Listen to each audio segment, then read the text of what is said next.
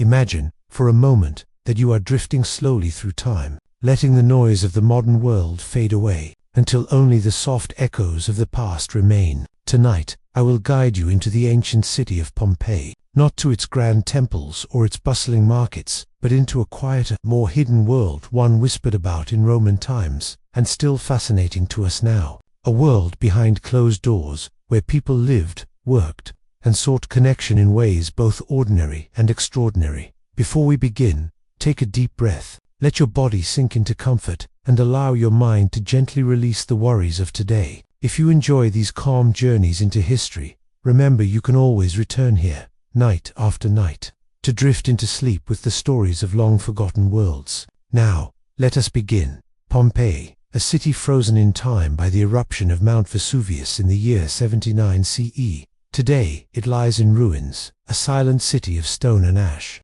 But once, it was alive with color, voices, and the steady rhythm of daily life. The streets rang with the clatter of carts on stone pavements. The smell of fresh bread rose from bakery ovens. The air carried the laughter of children, the songs of laborers, and the hum of taverns where wine flowed freely. Yet, beyond the public squares and noisy Pompeii held corners of secrecy, narrow lanes that led to small, inconspicuous buildings. These were the brothels, known in Latin as loop. To the casual passer-by, they might have seemed like simple homes, but inside, life unfolded in ways that reveal much about Roman society, its attitudes toward love, labor, pleasure, and survival. The very word lupana carried a whisper of the forbidden. It comes from lupa, meaning she-wolf, a word often used to describe women who worked in such places. These were establishments that lived in the shadows of respectability, yet they were deeply woven into the fabric of Roman urban life. To walk through them now, guided by the archaeological remains,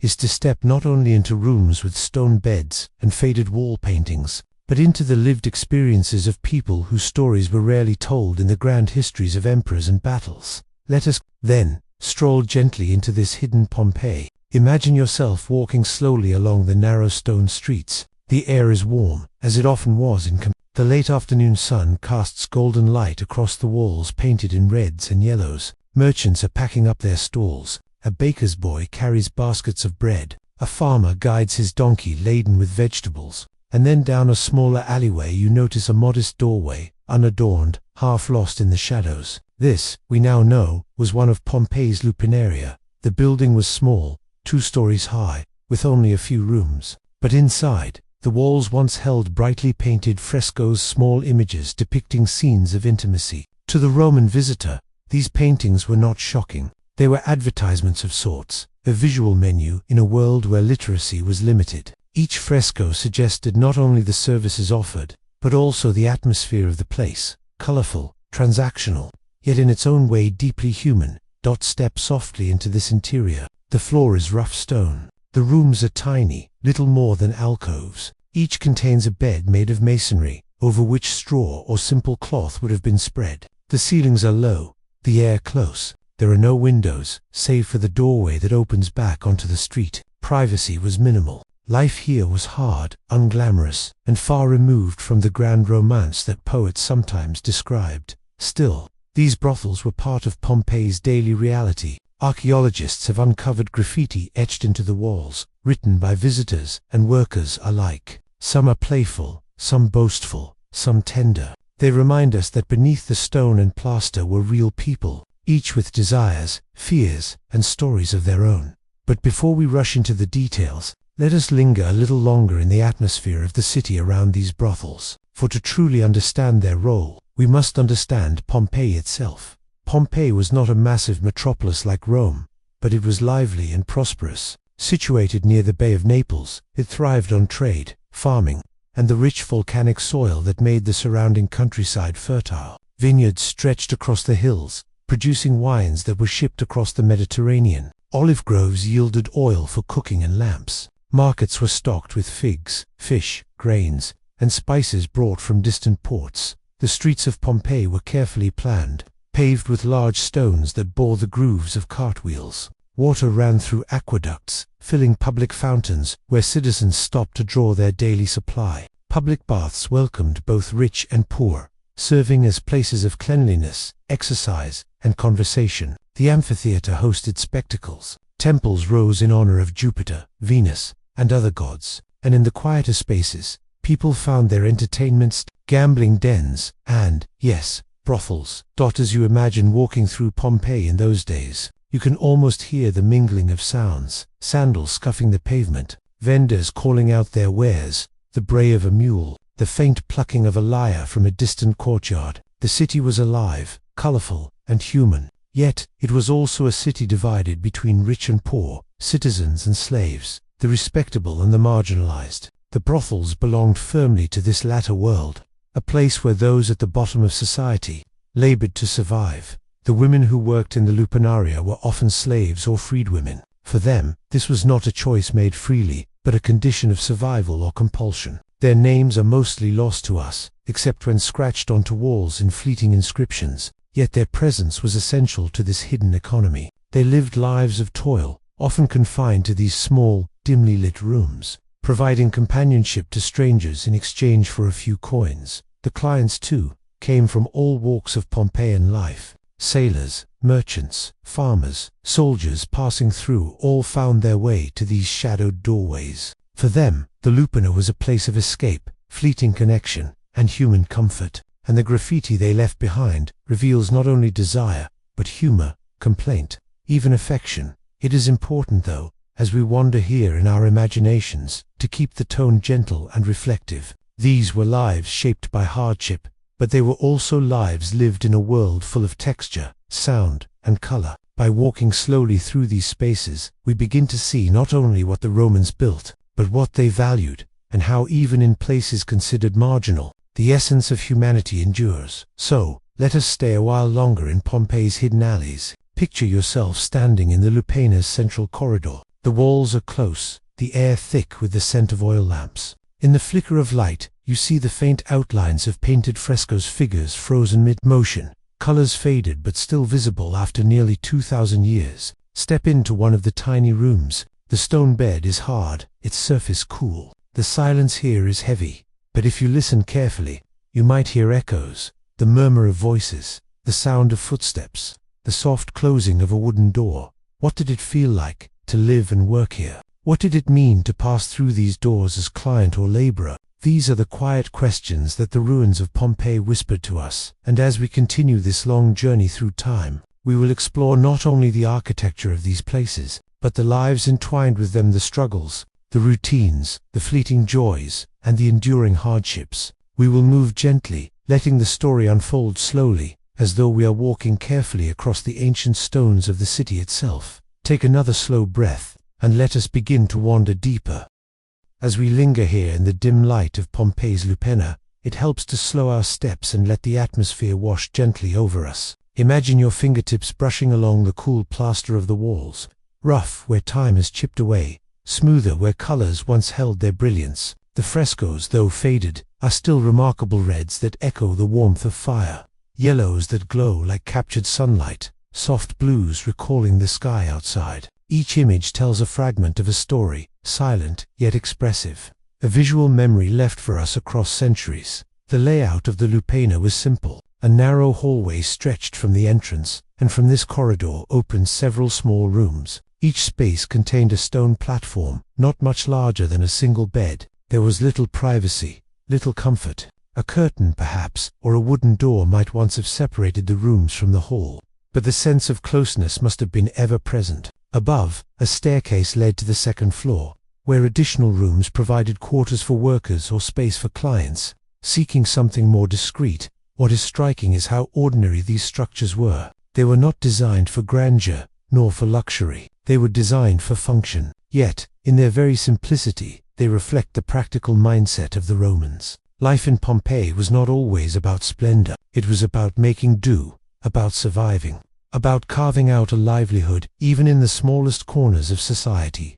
Step outside for a moment, back onto the sunlit street. The noise of Pompeii resumes: children laughing, merchants calling out, carts rattling over stone. Around the corner, you might find a tavern where wine is served in clay cups, or a bakery where loaves emerge from blackened ovens. Just beyond, the forum buzzes with political talk, and in the baths, men and women relax in steamy rooms after a day's work. The lupanar stood quietly among these daily rhythms, unnoticed by some, yet known to many. Graffiti provides our most intimate glimpse into the life inside these brothels. Scratched into the walls are messages that range from boastful to humorous, tender to transactional. One inscription might read something like, "I was here and had a good time." Another might record a name, a fleeting attempt to leave a trace of presence. Still, others are more descriptive, pointing us toward the kinds of interactions that once filled these rooms. For archaeologists, these markings are not trivial scribbles. They are voices across time, whispers left by people who never imagined their words would survive millennia. In them, we find the humanity of Pompeii, not the polished or idealized humanity of poets and statesmen, but the ordinary, messy, fleeting moments of everyday lives. The workers of the loop, too, left their faint marks in history. Their names are scarce, but their existence is undeniable. Many were slaves, brought here from distant lands. They spoke different languages, carried different memories, and yet their lives intersected here in Pompeii's hidden alleys. For them, the brothel was not a place of choice, but a place of survival. And though history often forgets the marginalized, their presence is etched into the very stones of the city. Now, let us imagine walking through Pompeii more broadly. To place these brothels within the larger life of the city, the streets themselves form a grid, carefully planned, with raised stepping stones to allow pedestrians to cross when rainwater flowed. Houses varied in size from grand villas, with peristyle gardens, to modest one-room dwellings. The wealthiest families decorated their walls with elaborate frescoes of gods, landscapes, and mythological scenes. Their floors gleamed with mosaics, tiny tiles arranged into intricate patterns. Public spaces were equally striking. The Forum, the heart of civic life, stretched wide with colonnades and statues. Temples honored the gods Jupiter, Apollo, Venus, where rituals and offerings sustained the city's spiritual rhythms. The amphitheater, capable of seating thousands, hosted games and performances. In the theaters, actors performed plays, both comic and tragic. In the Roman tradition, against this backdrop of grandeur, the luparia were humble. Yet, in their own way, they too were essential. They remind us that Roman life encompassed not only the high culture of temples and forums, but also the earthy, practical needs of its people. To exclude these places from our picture of Pompeii would be to overlook the very texture of everyday existence. Let us return, then, to the alley where the lupanar waits in quiet shadow. The doorway opens again, and we step once more inside. Listen to the hush of this interior. Hear the echo of footsteps against stone. Imagine the flicker of a small oil lamp casting its glow across painted walls. The air is warm, close, filled with the faint scent of smoke and bodies. It is not glamorous. It is not celebrated. Yet it is deeply human that there is, in this silence, a sense of resilience. Those who worked here endured hardship, yet they shaped this space with their presence. Those who visited sought comfort, however fleeting, and those who passed by may have done so with curiosity, indifference, or disapproval, but they knew, as we know now, that these brothels were part of the fabric of Pompeii. The eruption of Mount Vesuvius in 79 CE sealed all of this beneath layers of ash and pumice. In a single day, the city was buried, its voices silenced, its streets frozen in time. Yet, paradoxically, that destruction preserved the very details we now explore. Without it, the frescoes, the graffiti, the rooms of the lupanar might have vanished centuries ago. Instead, there remain quiet echoes of lives once lived, fragile but enduring. As you drift into this story, perhaps you feel a gentle weight settling in, a reminder of the impermanence of life, but also of its continuity. Pompeii's brothels may have been places of secrecy, but they now stand in the open, visited by thousands each year, their walls whispering stories to those who care to listen. And so, our walk continues, past the brothel, back into the streets, past fountains where water trickles, past houses where families once gathered, past workshops where artisans hammered bronze, carved stone, and shaped pottery. Everywhere, the rhythm of life unfolds, ordinary, imperfect, beautiful in its detail. The lupanar is but one corner of Pompeii, yet, in its small rooms and etched words, we find the heartbeat of humanity, the search for survival, the longing for connection, the trace of laughter, and the shadow of sorrow. These are the elements that make history not only a record of grand events, but a reflection of who we are. And as the night deepens around us, let us rest for a moment here, in this stillness between past and present. Breathe slowly. Let the images of Pompeii drift like gentle dream streets of stone, walls of color, voices carried softly across centuries. The story will continue, but for now, you may allow your eyes to grow heavy, knowing that even in the forgotten corners of history, there is always something human, something enduring, something quietly beautiful.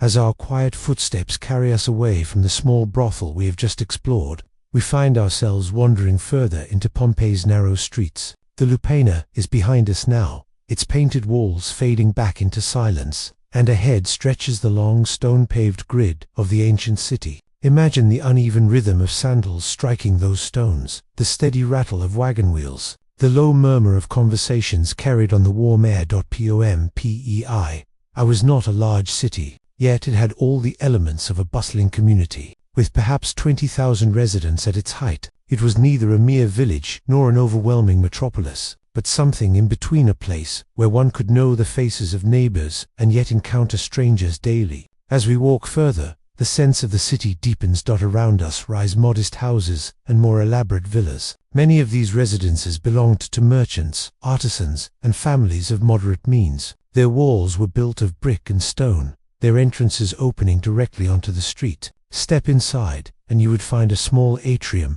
open to the sky, where rainwater was collected in a basin. Some homes had little more than this, a few small rooms around a courtyard. Others expanded further, with gardens, dining rooms, and richly decorated chambers. The contrast between these households and the brothel we have just left is striking. Where the Lupana offered function and necessity, the homes revealed comfort, privacy, and a sense of stability. Yet, if you looked closely, similarities remained. Both spaces were defined by walls, doors, and the movement of people through them. Both echoed with laughter and conversation, with footsteps and whispers. Both were places where life unfolded, though in very different ways. Imagine now that we pause at a fountain in the street. Its water still flows today, fed by the aqueducts that once supplied the city. Here, citizens gathered daily to fill their jars, to gossip, to share the news of the forum. The fountain stands as a reminder of how central water was, not just for survival,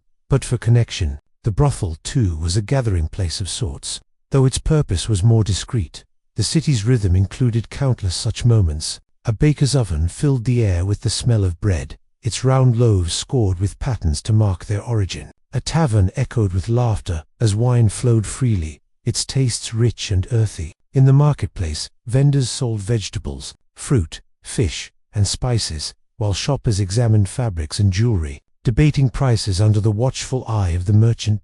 In all of this activity, the brothels were quietly present. They did not dominate the city's landscape, yet they played their role in its economy. Clients arrived with coins in hand. Owners profited, sometimes modestly, sometimes more generously. Workers endured, surviving day by day, carving out their existence in the shadows of grander buildings. The forbidden nature of these places was less about secrecy and more about social standing. To acknowledge them openly was frowned upon, but to deny their existence was impossible. Let us take a slower walk toward one of Pompeii's villas, House of the Vet. This home, belonging to wealthy merchants, is among the most beautifully preserved in the city. Its frescoes cover the walls in vivid colors, scenes of gods, heroes, and mythological figures. The atrium opens into a spacious garden, framed by columns, where fountains once played. It is a world of wealth and leisure, designed to impress guests and to comfort the family within. Standing here, it is easy to forget the narrow alleys where the Lupanaria hid. Yet both worlds existed side by side, the grand and the humble, the celebrated and the ignored. Workers from the brothels may have passed by these walls, catching glimpses of a life they could never reach. Clients of the brothels may have returned to such villas, carrying with them secrets they would not voice at the dinner table. Pompeii's brothels and villas were not separate worlds, but threads woven into the same fabric of society. The frescoes inside the Lupana, though simpler, echoed the visual richness of homes like this one. Romans loved to decorate their spaces, whether with grand mythological scenes or more practical suggestive images. Art was not simply ornament, it was communication, instruction, atmosphere. In the brothel, the paintings may have served as advertisements, guiding clients through what was available. In the villa, they spoke of culture, education, and refinement. Both, however, used images to shape the environment and reflect the desires of those who lived within. From the villa, let us return to the street, back into the flow of Pompeii's daily life. Here, children play with nuts used as dice, laughing as they roll across the stone pavement. A dog barks, chasing after shadows. The smell of garum, a pungent fish sauce beloved by Romans, drifts from a nearby shop. Life is ordinary, and it is this ordinariness that makes Pompeii so remarkable. For, in its ordinariness, preserved by the eruption of Vesuvius, we glimpse the humanity of the past in exquisite detail. The brothels, though sometimes sensationalized, were part of this ordinariness. They were not palaces of pleasure, nor dens of scandal, but simply businesses woven into the everyday fabric. Workers and clients were not extraordinary figures. They were ordinary people, caught in the same web of survival, desire, and necessity that defines all human lives. And so, as we wander, we are reminded that history is never only about kings, battles, or great monuments. It is also about alleys and kitchens, markets and brothels, laughter and silence. These quieter stories, often overlooked, are the ones that bring us closest to the reality of those who came before. Now, picture the sun sinking lower in the sky. Shadows stretch across the streets, and lamps begin to flicker to life. The city takes on a different rhythm in the evening. Families gather for supper, friends linger at taverns, and music drifts faintly from distant courtyards. In the brothels, too, the evening brought a change. As darkness settled, clients arrived in greater numbers, slipping quietly through the doorway, seeking warmth, distraction, or companionship. Inside, the small oil lamps cast a soft glow, shadows dancing across painted walls, voices hushed, footsteps whispered, and the spaces filled with the intimate pulse of the night. For some, it was routine. For others, it was escape. And for the workers, it was endurance.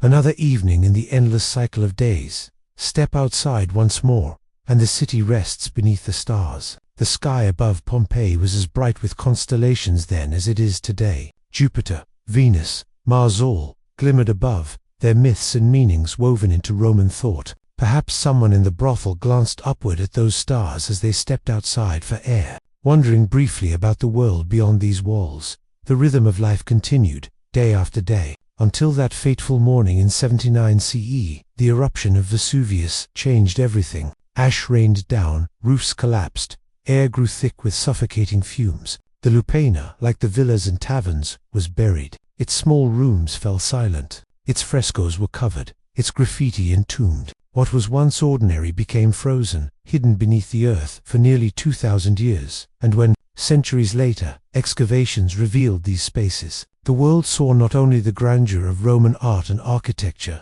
but also the hidden corners of everyday life. The brothels, preserved in all their humility, offered a rare, candid glimpse into the social fabric of Pompeii. They remind us that history is not only about what is elevated and celebrated, but also about what is whispered and concealed. As you listen, let the images drift gently in your imagination, the narrow alleys, the painted walls, the soft glow of oil lamps. Let the rhythm of the narration slow your breathing, inviting you to sink deeper into rest. The story of Pompeii is vast, and we will continue our wandering. But for now, we pause at this threshold, listening to the quiet echoes of a city that has not spoken for nearly 2,000 years, yet still breathes softly through its ruins.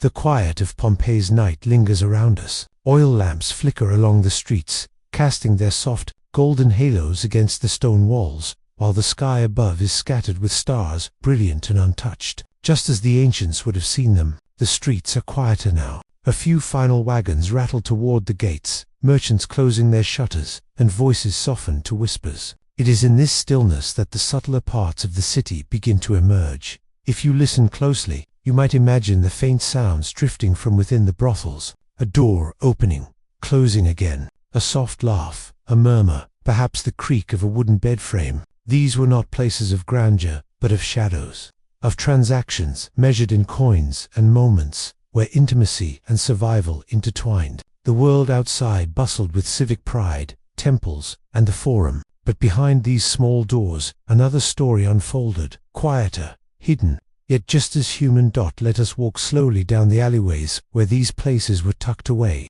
The stones beneath our feet are worn smooth by centuries of passage. The walls rise close, their surfaces rough with plaster, some scrawled with graffiti. Pompeii was a city of inscriptions. Its people wrote on walls as casually as we might leave notes or send messages today. Some scratched simple names, others poems, some declarations of love, and yes, many were explicit, advertising services or mocking rivals. In the Lupana, graffiti carried both playfulness and practicality. One might read of a man who boasted of his experience there, or a client who praised a particular worker, immortalizing a brief moment in uneven letters carved into plaster. These scribbles remind us that Pompeii was alive, pulsing with voices, laughter, vanity, and need. Though centuries have passed, the words remain quiet, echoes of the city's ordinary lives. As we walk, imagine pausing at a doorway. The wooden door is gone, but its outline remains. Step inside, and the air is cooler, the light dim. A small courtyard opens, where perhaps a lantern glows faintly. The walls around are painted not with the grandeur of a villa, but with practical images, suggestive scenes meant to advertise or entertain. The rooms are small, scarcely large enough for a bed, their stone walls bare except for the paintings. It is simple, utilitarian, yet intimate. Workers in these spaces lived lives that were often harsh, yet routine. Some were enslaved, others perhaps freed, but still bound by circumstance. They endured long hours, difficult clients, and little freedom, yet they were also part of the city's economy, woven into its rhythm as firmly as bakers, wine sellers, or farmers. Their labor may not have been celebrated, but it was constant, sustaining the needs of a community where desire and survival met. Outside, life carried on. Imagine again the marketplace by day, the chatter of buyers, the clink of coins, the smell of fresh bread mingling with spices from distant lands.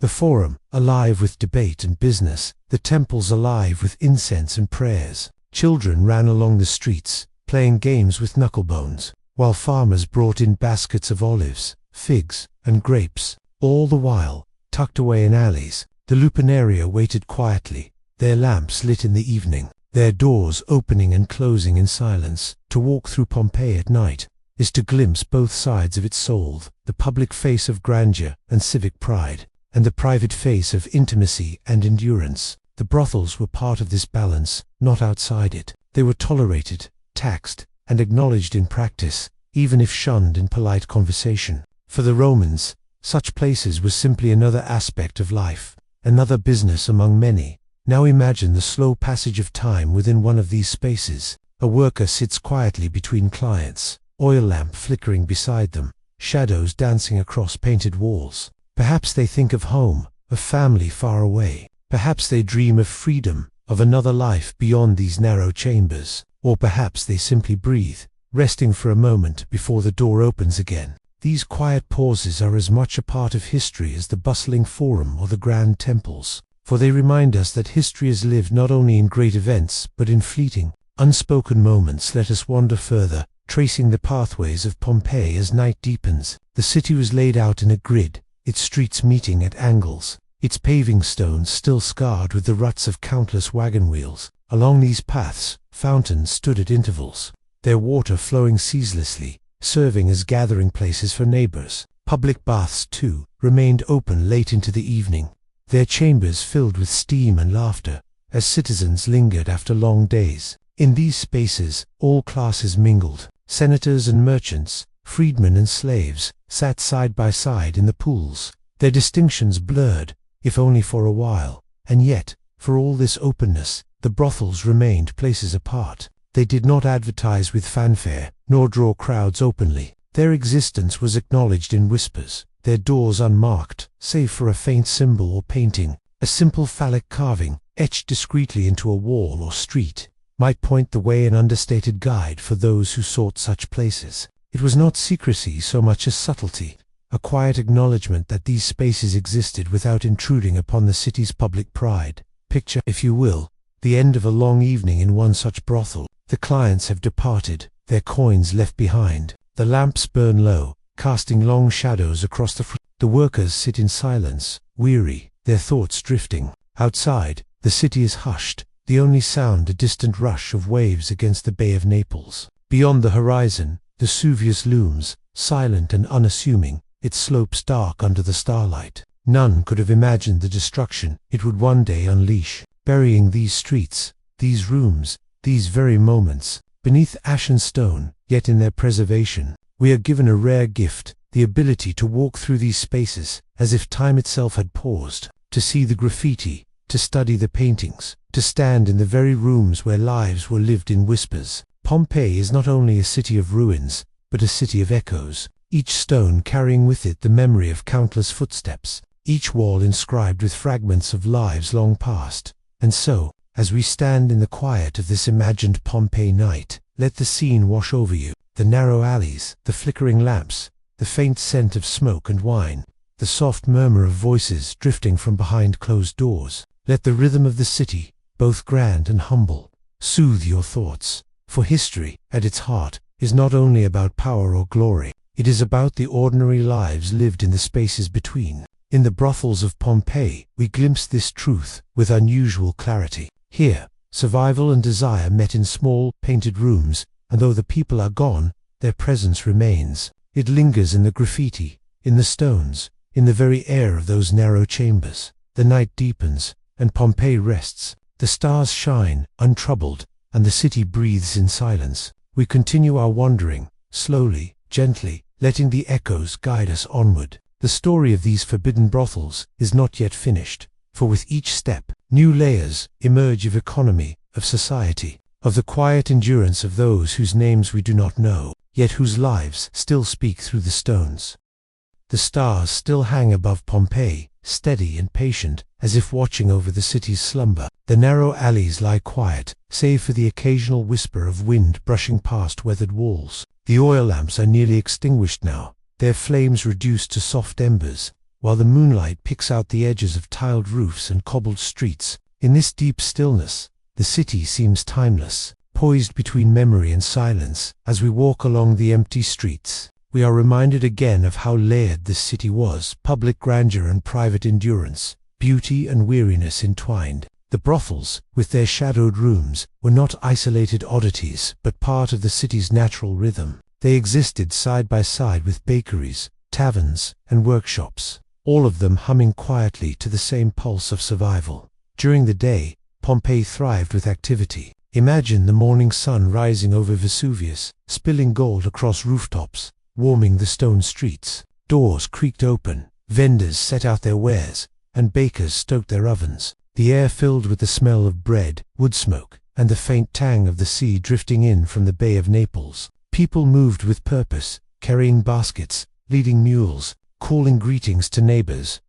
Among the first to stir would be the bakers, their circular ovens glowing with heat, loaves arranged in neat rows, stamped with identifying marks. Bakers in Pompeii were essential. Bread was the foundation of the Roman diet. Clients of the brothels, whether merchants, sailors, or laborers, likely passed by these bakeries daily, buying food for their households before vanishing into quieter alleys where other needs were met. Nearby, taverns opened their doors, pouring watered wine into clay cups, offering olives, cheese, and simple meals to those who lingered. Taverns were loud, social spaces, filled with laughter and debate. By contrast, the brothels, though sometimes no farther than a street or two away, offered a different kind of intimacy, quieter, charged, and transactional. Both, however, were central to Pompeii's flow of daily life. As we linger in this imagined morning, let us walk into the Forum. This was Pompeii's civic heart, a wide open square surrounded by colonnades, temples, and public buildings. Merchants displayed their goods here, officials made announcements, and citizens gathered to exchange news. The sound of voices rose like a constant tide: questions, arguments, negotiations, laughter. Statues of emperors and local dignitaries stood tall, reminders of Rome's authority and of civic pride. Yet even as citizens strolled through the Forum, even as business flourished, whispers of the forbidden Lupinaria were never far. Pompeii was a small city. Its people knew what existed behind certain doors. A merchant who haggled in the marketplace might later slip away into an alley, where discreet carvings on the wall pointed toward less public pursuits. The separation between respectable public life and private indulgence was thin, and everyone understood it.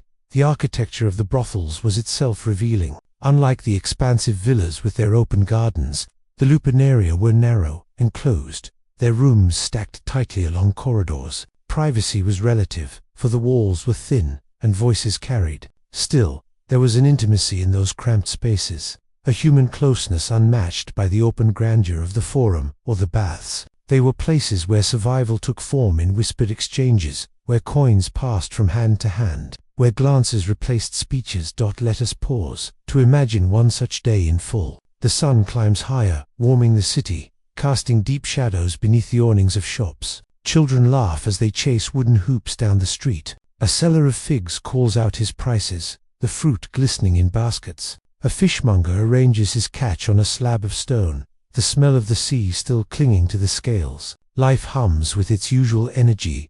Meanwhile, in the Lupaina business begins quietly. A client steps in, dust clinging to his sandals, the day's labor written on his face. He carries a coin, the value of which buys him a brief moment of escape. A worker greets him with practiced ease. The room is dim, the walls painted with suggestive images, reminders of what can be offered. The bed is hard, the space small. Yet for a few moments, the burdens of the outside world fade. When he leaves, coins lighter in his pouch, the worker remains, waiting for the next arrival. For them, this was routine days and nights repeating, each client another fragment of survival. Their names are mostly lost, their stories untold. Yet the stones of Pompeii hold their presence still. It is worth lingering here on how ordinary the brothels truly were in the Roman world. Unlike in later centuries, when such places might be shrouded in scandal or moral outrage, for the Romans, they were regulated, taxed, and sometimes even owned by the same wealthy citizens who dined in the villas or debated in the Forum. It was not glamorous work, nor was it celebrated, but it was acknowledged as part of life's fabric. This ordinariness is perhaps what makes Pompeii's brothels so captivating for us today. They show history not through the lens of emperors or generals, but through the everyday exchanges of people whose lives would otherwise have gone unnoticed. They remind us that history is not only written in marble and monuments, but also in graffiti scratched on plaster, in the worn stones of a narrow doorway, in the silence of a room too small for grandeur but large enough to hold a life. As midday arrives, the streets grow busier still. The baths open their doors, inviting citizens into their warm, steamy chambers. There were many baths in Pompeii, each a place of both cleanliness and community. Inside, one could move from the frigidarium, with its cold pools, to the tepidarium, gently warmed, and finally to the caldarium, filled with thick, humid steam. Laughter and conversation filled these spaces, echoing off painted walls. Perhaps a client who had spent an hour in the brothel might later spend another in the baths, cleansing body and spirit alike. The rhythm of these spaces, taverns, baths, brothels, markets, created a cycle of Roman life, each serving its purpose, each providing a facet of human need. In the quieter hours of afternoon, Pompeii slowed. Merchants rested in shaded rooms, shutters closed against the sun. Children napped, dogs curled in corners, and even the streets seemed drowsy. Yet behind certain doors, the brothels carried on. Work did not rest. Clients arrived when they pleased, and the workers remained ready. Step back into the Lupaina for a moment, and imagine the flicker of lamplight against the painted walls, the faint scent of oil smoke, the creak of wood as someone shifts on the narrow bed. Voices murmur, laughter flickers, silence follows. Outside, a cart rumbles past, the sound fading into distance. Inside, time holds still, and then, as afternoon drifts toward evening, the city stirs again. Taverns open once more, wine poured generously, songs rising into the cooling air. Families gather for supper, dining on bread, cheese, olives, and perhaps a little meat or fish. The lamps are lit in houses and streets alike, casting warm halos into the dusk. The Forum empties, its bustle replaced by quiet shadows. For the brothels, evening was perhaps the busiest time. Sailors returning from the harbor, merchants closing their shops, laborers finishing their day, all might slip discreetly through those narrow doors. The brothel became a place of nocturnal rhythm, where shadows lengthened, and the lines between respectability and indulgence blurred. As the night deepens once again, the cycle completes itself. The stars return, steady and timeless. The city quiets, the lamps burned low. The workers rest, weary yet enduring, waiting for another day. And we, as gentle observers, step back once more, letting the scene settle in our minds. Pompeii lives again in memory and imagination. The brothels remind us of the city's hidden truths, ordinary, uncelebrated, yet deeply human. They are echoes of survival, whispers in the dark, preserved not in marble but in plaster and paint, in graffiti and silence. The quiet hum of Pompeii does not rest in one place alone. As the evening air settles, warm and carrying the faint fragrance of olives and smoke, we can step back to look at the city as a whole, a network of lives, intertwined, moving together in patterns as steady as the tides that brushed the Bay of Naples. In this rhythm, nothing was ever truly separate. The markets, the workshops, the temples, the taverns, and even the brothels all formed a living mosaic, each tessera part of a larger design. To understand why such places endured and became woven into Pompeii's daily routine, we need only to look at the city's economy. Pompeii was not a city of emperors or senators. It was a bustling provincial town, alive with commerce and trade. Its lifeblood flowed through its markets and workshops, where artisans crafted goods, and merchants sold everything from wine to wool. Its harbor welcomed ships heavy with grain, oil, and spices, while farmers from the surrounding countryside brought in baskets of fruit, amphorae of wine, and jars of honey. Life was, at its core, practical. Each person, from the wealthiest merchant to the humblest laborer, played a role in sustaining this collective balance, and for many, that balance included simple human exchanges that we might think of as forbidden, but that the Romans saw simply as another kind of trade. The lupanaria were extensions of this same rhythm, services exchanged for coin, survival gained through transaction. Picture the great marketplace, the masalam filled with stalls. The smell of fresh bread mixes with salted fish, herbs, and flowers. Shoppers weave through, speaking in low voices, negotiating, laughing. In the shadow of columns, vendors arrange their goods. There is movement everywhere, coins changing hands, pottery clinking, the scratch of pens as clerks record sales. This is the visible face of Pompeii's economy. Yet tucked away, down narrow alleys and behind modest doors, the less visible markets also thrived. The brothels mirrored the city's larger patterns, small nodes of exchange, built on the same foundation of need, money, and routine. Religion, too, was deeply embedded in daily life. Every home, from grand villa to humble dwelling, had its lararium, its small shrine to the household gods. These niches, decorated with paintings or statuettes, were places where families lit incense, poured wine, or left offerings. They gave rhythm to the day, marking transitions, offering comfort. On the city's streets, shrines stood at crossroads, reminding passers-by of the divine presences believed to guard their paths. In the grander temples, ceremonies unfolded in public view. The Temple of Apollo, the Temple of Jupiter, the Temple of Venus all stood as visible markers of Rome's piety. Here, priests carried out rituals, sacrifices were made, and festivals brought the community together in shared observance. Music, incense, chanting the sensory world of religion, filled Pompeii with sound and color. But in quieter corners, where the brothels sat, religion did not entirely fade. Inscriptions and graffiti suggest that even those who worked within these places still turned to the gods for luck, protection, and favor. Venus, goddess of love, was honored not only in temples but also in the intimate chambers of the loop. The boundary between sacred and profane was less rigid than we might imagine. For the people of Pompeii, the divine was woven into every part of life, even into spaces where we might least expect it. Let us linger, then, on how a day might intertwine these rhythms. A client visits the market in the morning, offering coins for bread and figs. Later, he passes a shrine at the crossroads, muttering a brief prayer. Perhaps he attends the forum, where officials speak, and statues stand tall, reminders of Roman order. By afternoon he visits the baths, steam rising around him, the voices of fellow citizens echoing off painted walls. And as evening draws close, he slips quietly into the Lupana, exchanging another coin, another fragment of survival. This was life, not as separate compartments, but as a seamless flow. Market, shrine, bath, brothelite, step moved to the same rhythm, the rhythm of Pompeii itself. The economy of Pompeii was not vast like that of Rome, yet it was deeply connected. The fertile lands surrounding the city provided wine and olive oil, staples of both diet and commerce. Amphorae from Pompeii have been found as far away as Gaul and Spain,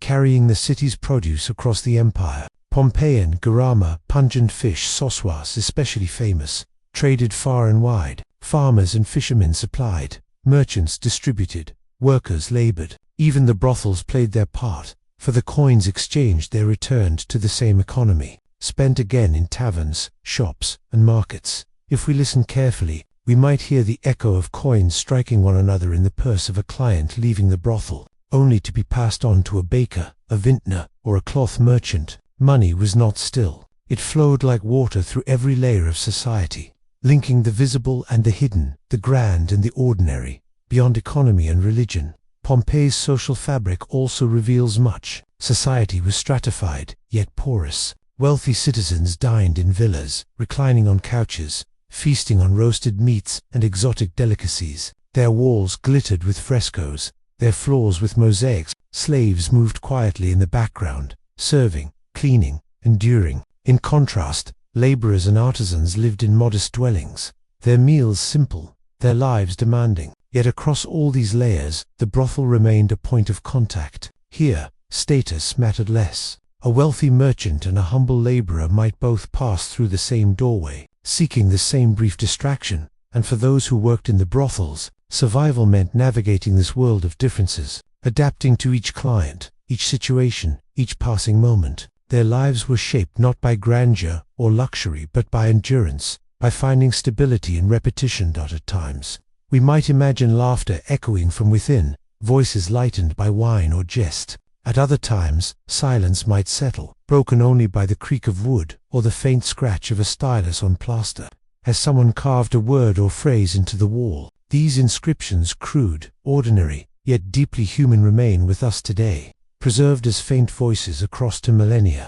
They are not speeches or epic poetry, but the everyday words of people who once lived, who once leaned against those same walls, who once shared their thoughts in fleeting marks. Evening returns once again, and the lamps are lit. Shadows stretch across the streets, the sound of footsteps softening in the dark. From villas come strains of music, the plucking of strings, the laughter of dinner guests. From taverns comes louder noise, the clatter of cups, the rise of voices. And from the brothels comes the quieter hum of exchange, of whispered conversation, of footsteps passing in and out. As night deepens, the city exhales. The harbor lies calm, its waters reflecting the starlight. The countryside beyond is silent, save for the rustle of wind in olive groves. Within Pompeii's walls, families rest in their homes, their shrines watching over them. Workers in the brothels, too, find rest at last, their day ended, their survival secured for another sunrise.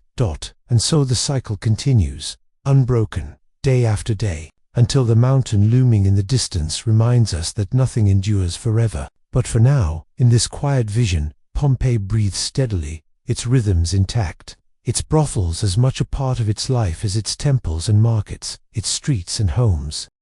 The city of Pompeii, preserved in stillness, whispers through its walls. To wander among its ruins today is to feel the presence of lives long gone, their words and images still faintly visible, etched into plaster, painted onto walls, or carved into stone. Unlike marble monuments or golden inscriptions, these are not the grand records of emperors or generals. They are the voices of ordinary people, weary, sometimes crude, sometimes tender. They are fragments of humanity, caught mid-breath, preserved by chance. Graffiti runs across the city like threads of thought. On the walls of taverns, theaters, and even brothels, one finds names, jokes, fragments of verse, boasts, and declarations of affection. They are not carefully composed but spontaneous, like someone leaning against a wall and leaving behind a passing thought. Imagine, if you will, a young man pausing outside a lupanar, stylus in hand, scratching into the plaster, "I was here, and I had a good time." Another might write the name of a lover, or even mock a rival. The walls became a kind of communal diary, informal and unfiltered, layered with countless voices. Within the brothels themselves, the graffiti takes on a more intimate tone. Short phrases, sometimes playful, sometimes wistful, speak of transactions, but also of fleeting emotions. For those who worked there, perhaps these inscriptions were small markers of presence, reminders that they were seen, remembered, or even momentarily admired. For clients, perhaps they were acts of vanity, a way of leaving behind proof of an experience. In the quiet of a night, when lamps flickered against painted walls. Such inscriptions were not only words but echoes of connection. A hand pressed against plaster, carving letters in dim light, leaves behind something oddly tender across centuries. These voices are faint, but they remind us that history is not only about monuments, it is about ordinary hands, making marks that still whisper today. Art, too, was woven everywhere in Pompeii. Walls were alive with color. Frescoes adorned both public and private spaces, their pigments still vivid despite the centuries. In grand villas, entire rooms shimmered with scenes from mythology: Hercules wrestling, Venus rising from the sea, Apollo strumming his lyre. These paintings were not only decoration but conversation pieces, reminders of culture, identity, and belief. But art was not confined to the wealthy. Even modest homes and small taverns displayed paintings: birds perched on branches, baskets of fruit, jugs of wine, theatrical masks. These images were everyday, accessible, familiar. In brothels, the art carried a particular function. Small frescoes decorated the walls above doorways, depicting scenes of intimacy. They were practical, signaling the services offered within each room, but they were also vibrant, crafted with the same skill as the frescoes found in villas. Their survival today reveals the continuity of Roman art across all spaces, luxury and necessity alike. To imagine such a place at night, lit by oil lamps, is to see those frescoes glowing softly in golden light, their colors alive in the shifting shadows. A client might glance upward, guided by these images, before stepping into a chamber. A worker might look at them absent-mindedly, as one might look at a sign or symbol, familiar part of daily service. The art became not only decoration but orientation, woven into the routine of the brothel's use. Beyond these walls, Pompeii's streets themselves felt like art. Mosaics paved thresholds, bearing words like salve, welcome. Courtyards opened into light-filled atriums where water collected in basins, reflecting the sky. Shops displayed goods, their counters decorated with patterns. Even ordinary spaces carried beauty, layered into function. In this, the brothels were no different. Though their purpose was transactional, they were still dressed in the language of Roman art, colorful and alive, part of a shared visual culture. Domestic life, too, added its rhythm to Pompeii's mosaic.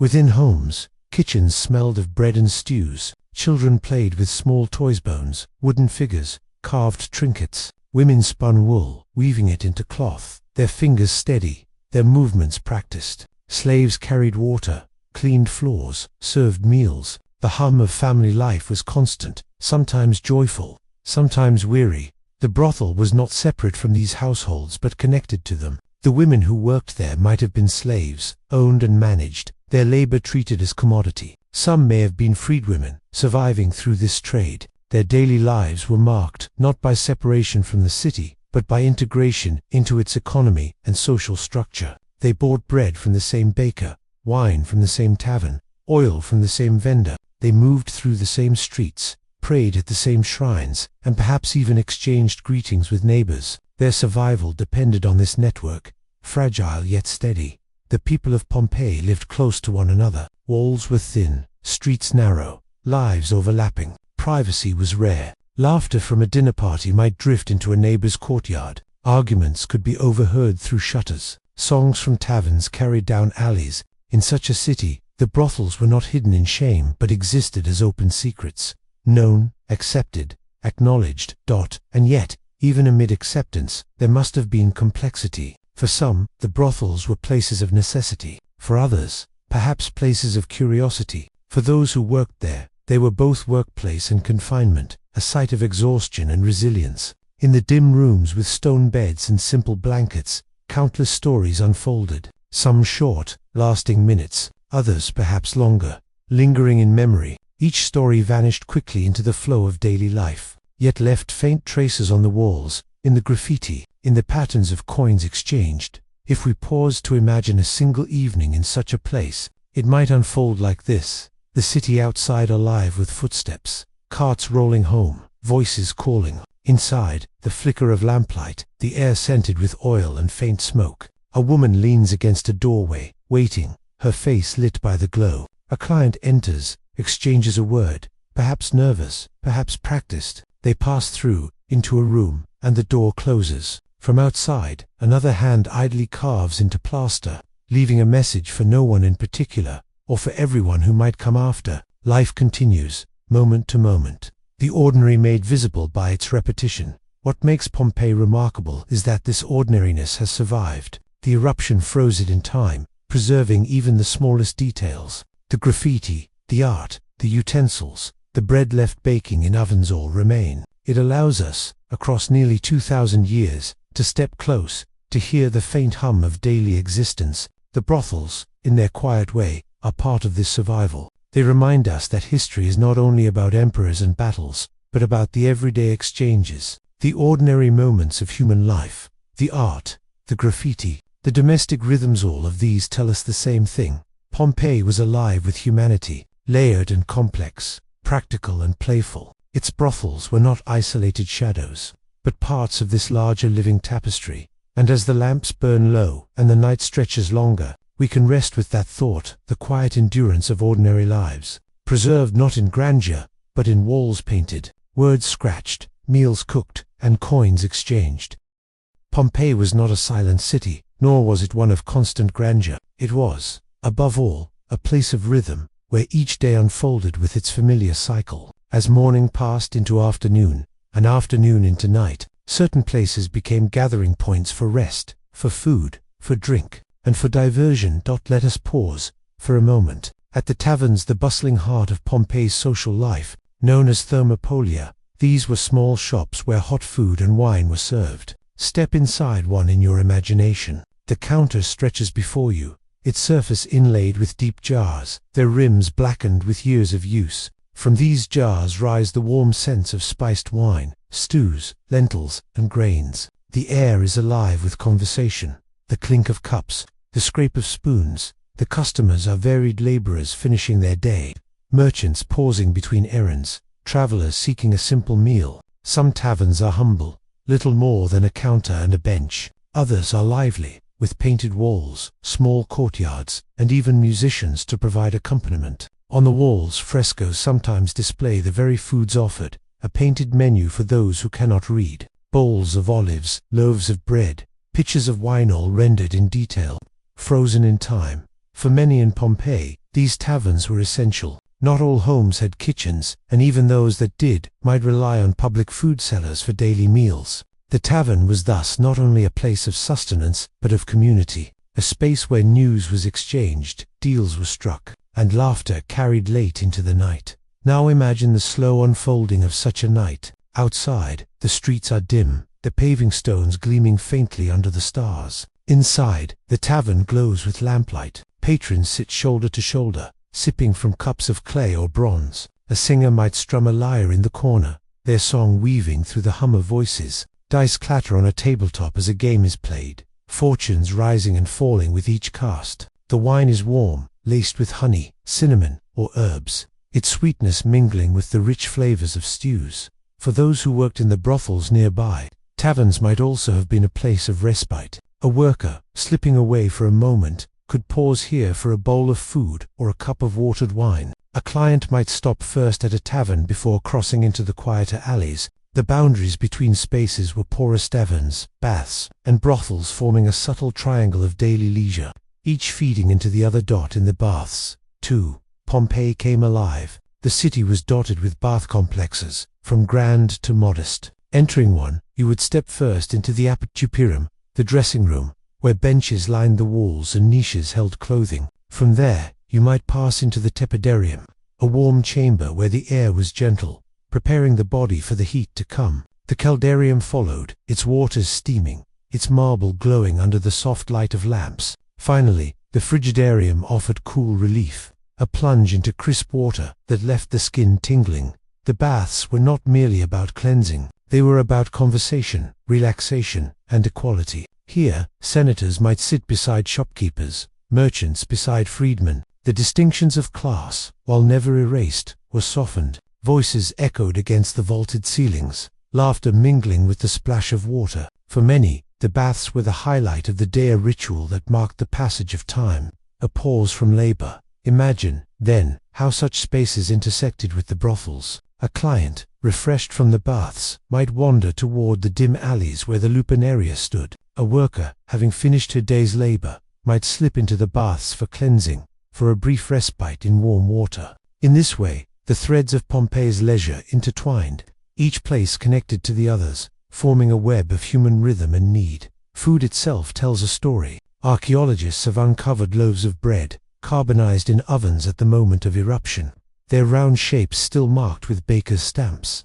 Imagine them fresh from the oven, crisp crust giving way to soft interior, the scent of grain filling the air. Alongside bread, there were olives, figs, fish, cheese, lentils, and garum, the fermented fish sauce beloved by the Romans. Wine, too, was constant, often mixed with water and flavored with herbs or honey. To sit at a simple table in Pompeii, then, was to experience flavors both familiar and strange. A bowl of lentils might taste earthy, warmed with garlic and onion. A loaf of bread, dipped in oil, would carry the richness of olives pressed nearby. A cup of spiced wine might warm the body, leaving the mind light. These meals, though humble, were the fabric of daily life, sustaining both rich and poor. Even in the brothels, food and drink played their part. Clients might bring wine, sharing a cup before passing into a chamber. Workers, weary from hours of labor, might nibble on bread between visits. Though we cannot know the exact details, it is easy to imagine the small comforts of sustenance, woven into even these hidden corners of the city. Entertainment, too, filled Pompeii. The amphitheater, vast and impressive, drew crowds for gladiatorial games. Picture the stone seats rising in tiers, filled with men and women, their voices a roar of anticipation. In the arena below, fighters prepared, their armor gleaming, their bodies tense. Though such spectacles carried violence, they also carried ritual, a communal expression of excitement, fear, and release. The crowd's energy surged like a tide, swelling with each clash. Yet not all entertainment was so dramatic. Theaters hosted plays, comedies, and tragedies. Actors in masks performed stories of gods and men, their gestures broad, their voices carrying across open air. In smaller venues, mimes and musicians offered lighter fare songs, dances, performances that made audiences laugh or sigh. In taverns, in homes, even in the brothels, these entertainments echoed. A worker might hum a tune from a recent play. A client might boast of attending a grand spectacle. The city's culture flowed through every corner, uniting high and low, private and public. Picture now the city as night deepens further. The taverns grow quieter, their lamps extinguished one by one. The baths have closed, their waters still. The amphitheater lies silent under the stars. And in the brothels, too, the lamps burn low. A final client departs, the door closing softly behind. Inside, the workers rest, some on narrow stone beds, others gathered in whispers, their day complete. The air is heavy with the scent of oil, smoke, and weariness. Outside, Pompeii, the fountains continue their quiet trickle. Dogs curl in corners, cats slip through alleys. The mountain looms in the distance, silent, its slopes shadowed against the sky. The city, unaware of what lies ahead, rests in peace, its rhythms intact, its stories unbroken. As we drift through this imagined night, the sounds of Pompeii soften into silence. The taverns, the baths, the theaters, the brothels, all parts of the same living tapestry, fold into the stillness of slumber. And it is here, in this quiet, that we pause, letting the hum of ancient life settle gently into rest. Religion was woven into every corner of Pompeii as gently and persistently as the air itself. To live in the city was to be surrounded by symbols, shrines, and small gestures of devotion that filled the days with rhythm and meaning. At nearly every street corner stood a little shrine, a painted niche with an image of the household gods, the Lares. These were the guardians of home and family, the protectors of daily fortune. Each morning, a resident might pause here, placing a small offering, a pinch of grain, a splash of wine, a few drops of oil. These offerings were modest, yet deeply felt, threads in a tapestry of gratitude and request. The smoke from a simple lamp, the scent of a burnt fragment of incense, gestures carried comfort, a reassurance that unseen forces watched over one's path. Step into a Pompeian home, and you would find similar shrines within, painted on walls, tucked into alcoves, carved into courtyards. The Lares appeared again and again. Their presence reminded families that the divine was never distant. As bread baked, as wine was poured, as a child took their first steps across cool mosaic floors. A glance at the household shrine anchored those moments within a larger, unseen embrace. Public temples, too, rose above the city, grand and solemn. The Temple of Apollo, with its graceful columns, drew worshippers into its shaded portico. The Temple of Venus, guardian of Pompeii, stood proudly, reflecting the city's devotion to beauty and prosperity. In the Forum, the Temple of Jupiter anchored the civic heart, its steps broad, its presence commanding.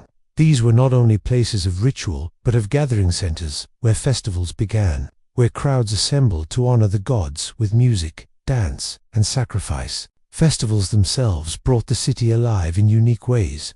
Imagine the streets adorned with garlands of flowers, the air sweetened by petals and smoke. Musicians filled the avenues with flute and drum, their rhythms carrying through the crowd. Processions wound through alleys, priests in white leading, their voices steady with chants. Citizens followed, wearing their best tunics, children clinging to parents' hands, vendors weaving among them with trays of bread and figs. The city became a theater of devotion, each person a participant, each street a stage. These festivals served not only the gods, but the people. They were moments of unity, when divisions of wealth or class softened, when laughter and song bridged distances. The brothels, though shadowed and often hidden, did not exist apart from this rhythm. On festival days, their doors might close for a time, or perhaps remain open, their workers pausing to watch processions pass. Some clients, emboldened by wine and celebration, might wander there afterward, seeking intimacy as the city pulsed with joy. In this way, the sacred and the profane brushed gently against one another, not as contradictions but as coexisting truths of daily life. Superstition, too, flowed through Pompeii's streets. The evil eye was feared, its power believed to bring illness, misfortune, or ruin. To guard against it, amulets were worn, small charms shaped like fists, phalluses, or animals. Painted symbols appeared on walls, carved figures on doorways. Even the brothels displayed such images, their frescoes not only decorative but protective, for workers and clients alike. These symbols carried reassurance, warding off unseen dangers in moments of vulnerability. Magic whispered quietly through the city. Spells, incantations, and curses were part of daily practice for some. Tablets of lead, inscribed with pleas for protection or vengeance, were folded and hidden in wells, tombs, or temples. In the brothels, perhaps a worker sought such aid, asking the gods to protect her health or to soften the heart of a favored client. Though we cannot know their exact prayers, we can sense the threads of hope woven into the city's fabric, each person turning to unseen forces in search of comfort or control. The gods themselves were many, their presence fluid. Apollo, Venus, Jupiter, Mercury all had temples, statues, and shrines. Yet foreign gods, too, found a place here. Egyptian Isis was worshipped in Pompeii, her cult bringing exotic rituals, flowing garments, and music unlike that of the Roman pantheon. Step into her temple, and you would find walls painted with bright scenes, priests chanting in rhythms unfamiliar yet deeply compelling. For the people of Pompeii, Isis offered both mystery and comfort. Her presence, a reminder that the city was not isolated but connected to distant lands and wider beliefs. Consider how a festival of Isis might unfold. The temple glows with lanterns, its air heavy with incense. Women in white carry images of the goddess through the streets, their veils fluttering in the breeze. Musicians strike their instruments, their sounds carrying above the crowd. Citizens line the streets, watching, some whispering prayers, others simply admiring the pageantry. For a worker from the brothel, slipping into the crowd, the moment might offer a kind of escape, a reminder that even in her hidden life, she was part of something larger. Religion in Pompeii was not only public, but deeply private. In the silence of night, a worker in the brothel might whisper to Venus, goddess of love, asking for kindness in the days ahead. A mother, tucking her child into bed, might murmur to the Lares, asking for safety. A merchant, counting his coins, might thank Mercury for luck. These small prayers, though fleeting, formed the heartbeat of the city, quiet, constant, enduring. As night deepens in our imagined Pompeii, the echoes of devotion soften. The shrines at the corners glow faintly, their lamps flickering in the dark. The temples rest under the stars, their columns bathed in silver moonlight. Within homes, prayers fade into dreams. And in the brothels too, the lamps burn low, shadows stretching across frescoed walls. Perhaps a worker traces a charm with her finger, or touches an amulet at her neck before sleep. The sacred and the earthly meet here, in quiet gestures, in whispered words, in moments both seen and unseen. Religion, superstition, festival, and ritual all flowed into Pompeii's days like water, shaping life gently but firmly. They bound the city together, reminding each person that they were part of a world larger than themselves. And now, as we rest with them, we too are drawn into that timeless rhythm, where the divine and the human, the sacred and the ordinary, drift together in calm, endless flow.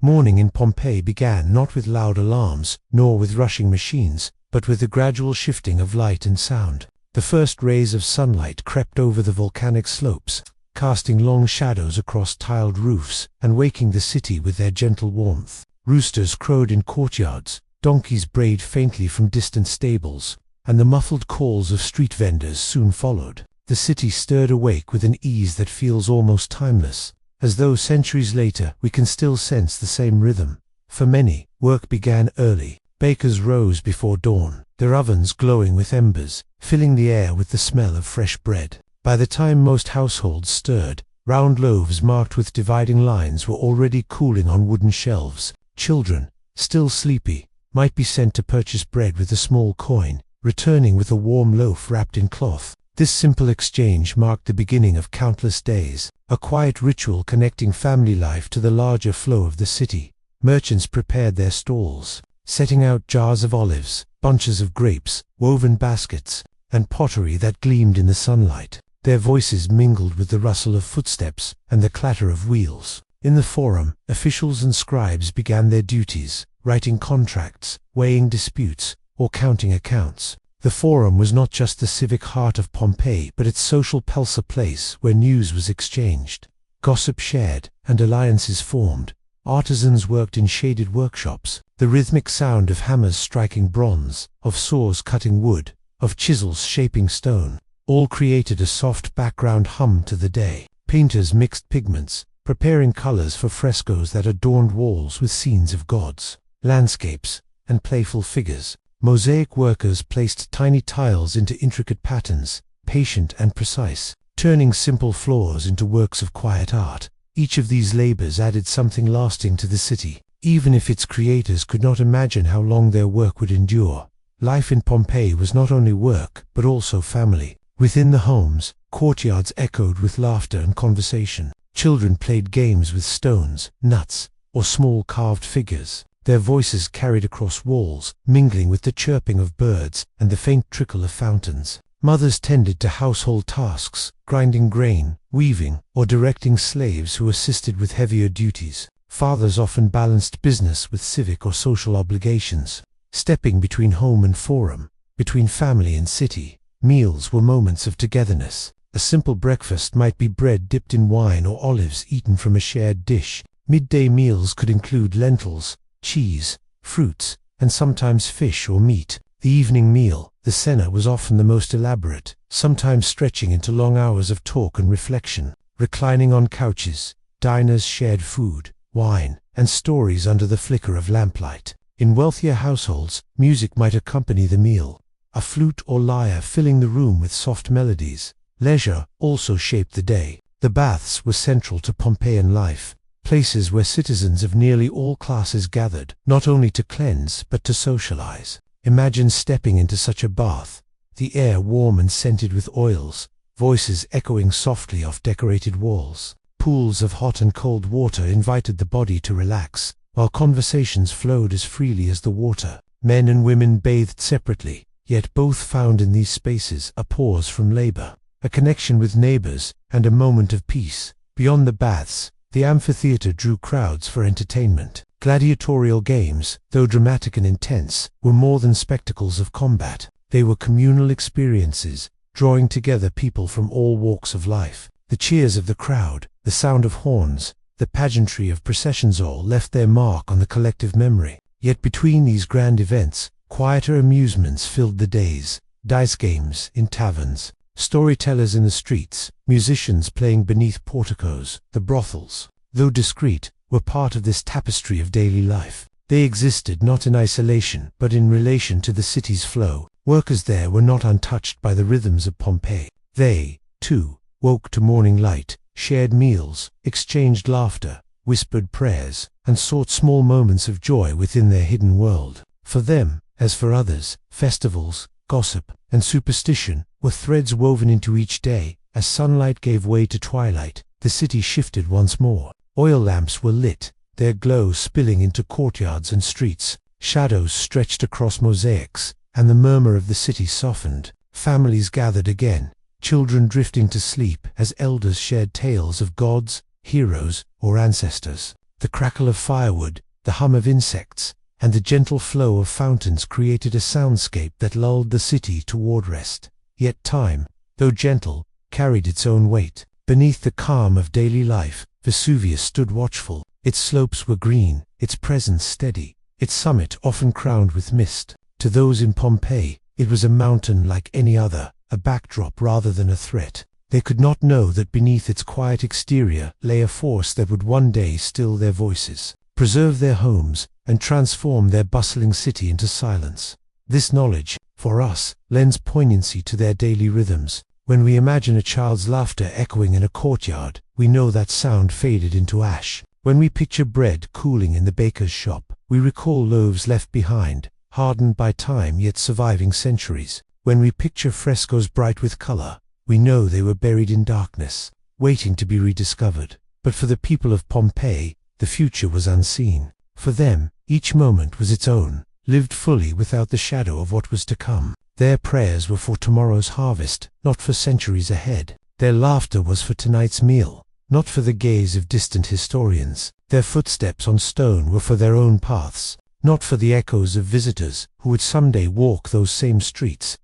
And so, as we rest with them in imagination, we too are drawn into their present, into mornings filled with bread and light, afternoons with work and talk, evenings with music and dreams. We do not rush toward endings. We simply linger in their days, allowing the gentle rhythm of their lives to soothe us. As steady and calm as the sea that once lapped at Pompeii's harbor, the city lived in cycles: work and rest, prayer and play, love and duty. These cycles continued, day after day, season after season, until the mountains stirred. Yet even knowing the end, we find peace in the flow. For history is not only the moments of disaster, but also the countless quiet days that came before. Days filled with laughter, labor, and love, lived beneath the same sun and moon that we see now. And in this reflection, as night gathers around us, we let the people of Pompeii drift gently into sleep once more. Their lives carried forward not in fear, but in the calm remembrance of their enduring humanity.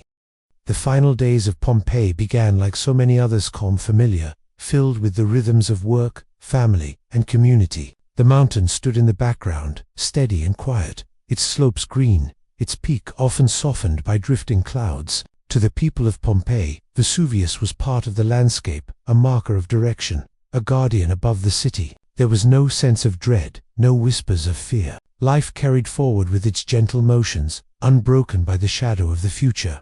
It was late summer, and the air was warm. The vineyards along the slopes of Vesuvius hung heavy with ripening grapes, their colors deepening under the sun. Farmers busied themselves with preparations for harvest, while merchants spoke eagerly of the wine that would soon flow from presses into jars, destined for markets near and far. In the streets, stalls overflowed with figs, pomegranates, and olives, their scent mingling with the aroma of bread, oils, and spices.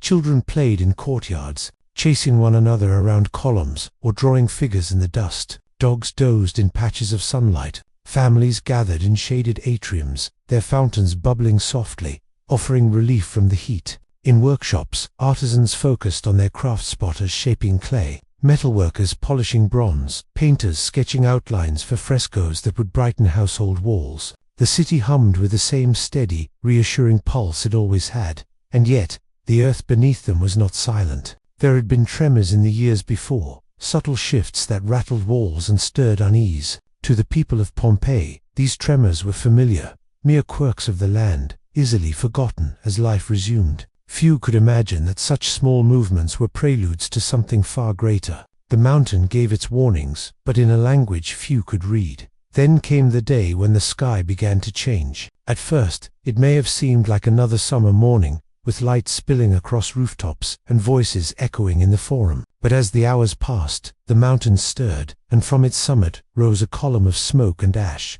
slowly at first, then higher, darker, spreading like an enormous pine tree unfurling across the sky. The people of Pompeii paused to watch, some with curiosity, some with awe. They did not know what it meant. Some may have wondered if it was a sign from the gods, an omen to be interpreted, a message carried on the wind. Others may have reassured themselves it was nothing more than smoke, soon to fade. The air grew heavy with the scent of sulfur, unfamiliar and unsettling, but life still clung to its patterns. Bakers continued their work, children continued to laugh, and families continued their meals. As the day unfolded, the sky darkened. Ash began to fall, soft at first, like snow drifting from the heavens. It settled on rooftops, courtyards, and shoulders. People brushed it aside, curious, perhaps bemused, but soon the ash thickened, filling the air, turning day toward twilight. The sounds of the city shifted, footsteps hurried, voices grew sharper, animals grew restless. The rhythm of Pompeii wavered, unsettled by the strangeness of the sky. Yet in this telling, we linger not on panic, but on atmosphere. Imagine the city beneath its softening shroud, each roof and street blanketed in a pale dust, each fountain and column muted by ash. The air was filled with silence, broken only by the whisper of falling particles, a steady patter like rain without water. Lamps were lit early, their glow dim against the haze. Families huddled together, listening, waiting, uncertain but still hoping for calm. The eruption unfolded not in one moment but in waves. Darkness deepened, the ash thickened, drifting into every crevice, settling into every fold of fabric, every cup, every bowl. Roofs groaned under its weight. Streets became muffled paths of powder, and still the mountain exhaled, sending more into the sky. Through it all, life held on. Some prayed in temples, their voices rising into the thickened air. Some gathered possessions, clutching tokens of home, of family, of faith. Some sheltered in cellars, trusting the earth to protect them. And some, weary of waiting, began to leave, moving toward the sea, their footsteps vanishing into the ash. As night fell, the mountain released more than ash stones, and fire descended, carried by the wind, striking rooftops, breaking the silence with sudden sounds. The sea itself grew restless, its waves pulling back from the shore, then returning with force. To those who watched, the world must have felt altered, unmoored from its familiar rhythm. And then came the surging clouds. The pyroclastic flows fast, heavy, unstoppable. They swept down the mountain, carrying heat, ash, and silence. They moved faster than footsteps could carry, filling the streets, covering the courtyards, silencing the fountains, dimming the lamps. But here, we do not dwell on terror. We see instead the stillness that followed the quiet after the storm. The moment when Pompeii was no longer a city of sound, but of silence. The laughter of children, the calls of merchants, the chatter of diners all faded into stillness. The city became a memory held in ash, its walls and frescoes preserved, its loaves of bread hardened, its people frozen in their final gestures. Centuries passed. The ash became earth, the earth became landscape. Grass grew over rooftops, vineyards spread once more along the mountain's slopes. Birds returned, nesting in quiet places where once voices had echoed. The city slept beneath its blanket of ash, undisturbed, unknown, waiting. And then, in time, it was found again. Centuries later, explorers and workers uncovered walls, courtyards, frescoes, and streets. Slowly, patiently, Pompeii awoke. The colors of frescoes still glowed, the shapes of homes still stood, the stories of people still whispered through objects left behind. The city, though silenced, spoke again, its voices carried not through air but through stone and memory. Today, as we walk through its streets, we walk not only among ruins but among echoes. We hear in imagination the laughter, the music, the footsteps, the prayers. We see in broken walls the outlines of homes once filled with life. We feel in the stillness the weight of time, the fragility of life, the endurance of memory. And as we reflect, we let the story settle like the ash itself, soft, steady, calm. Pompeii was not only a place of endings, but of countless beginnings, days filled with light, laughter, work, and love. Its people lived as we do, beneath the same sun, beneath the same stars, with the same hopes and the same rhythms, and though their city fell silent, their lives continue to whisper across time, reminding us of the beauty and brevity of each day. So now, as you rest, let those whispers guide you. Imagine the fountains flowing, the loaves cooling, the children laughing, the lamps glowing. Imagine the city alive, not in its final hour, but in its countless ordinary days. Let those days be your companion as you drift into sleep, calm and steady, carried by the rhythm of history, soothed by the stillness of time.